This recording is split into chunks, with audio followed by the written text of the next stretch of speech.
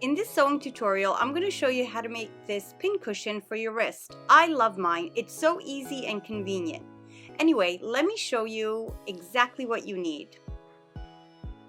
So you'll need everything here, and pick a fun print for your fabric. And as for the elastic, you can use any width you want and any color. Make it coordinate with your fabric. It's totally up to you. Okay, so 2 fabric squares cut at 2 3/4 of an inch and a cardboard of 2 inches. So now I'm going to pin my fabrics right sides together, and now I'm going to sew, hand sew all the way down one end, and I'm going to make a turn and up the other end, and I'm going to leave the top open so I can turn it right side out. And I'm going to stitch using a basic running stitch with my double threaded needle. And voila, I turned it right side out, and the top I turned in just a bit. Now I'm going to stuff in my 2-inch cardboard piece that I cut out.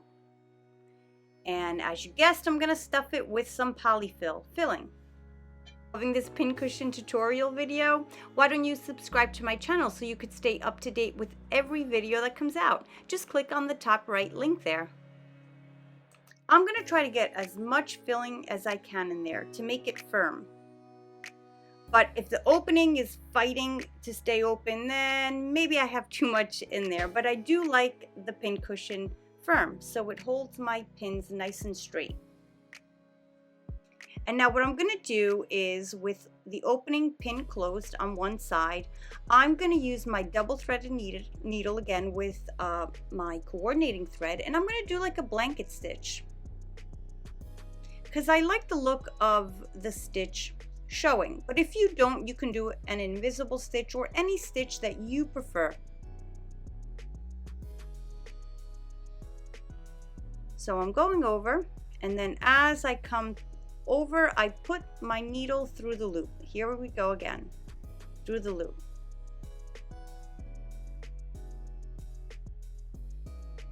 And I'm going to keep working it this way until I reach the other end.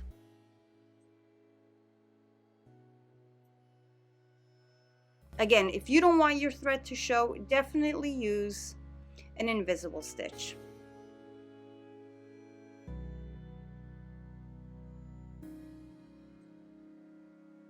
And now when I get to the end, I'm going to end it off real well, twice, just for good measure. And I'm going to put it in through the stuffing, pull it out through any area of the pillow, and cut it so that ending ends up right inside the stuffing so you can't see it. And now I'm using a pin to just straighten out the stuffing. If I feel like a corner doesn't have enough stuffing, I stick my straight pin in and push it around. So cute. Mini little pillow. See? Now my pins stay straight. Now for the measuring of my elastic. So there's really no measuring here. You're kind of just eyeballing it. See? Fits my wrist, overlaps a little. Boom, cut it. I know exactly where to sew this closed. Right there. It depends. You can have yours loose, you can have yours fitted. As you can see, I'm still deciding on mine.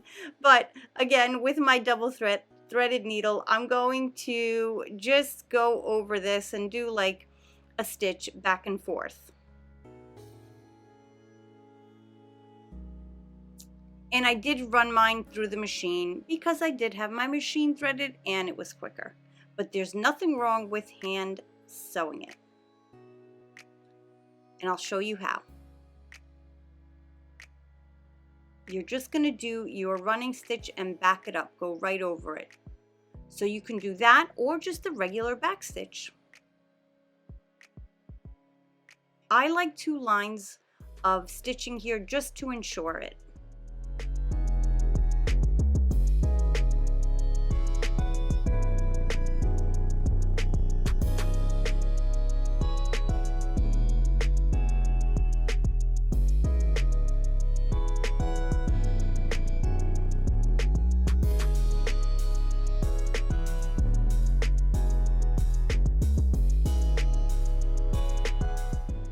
Now I'm just gonna try it on to double check the fit. Perfect. And now you're gonna sew it right onto the pillow, but I like to flip it around so that the open end of the elastic is there, so you kind of hide that area. And just attach it here by sewing it on the sides. Right there, just like a blanket stitch. And I left that part out. I am so sorry. But anyway, I'm sure you figured that one out on your own. And look at how great this works.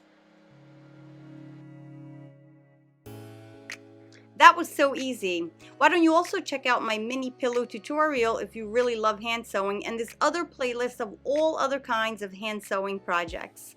Thanks for watching.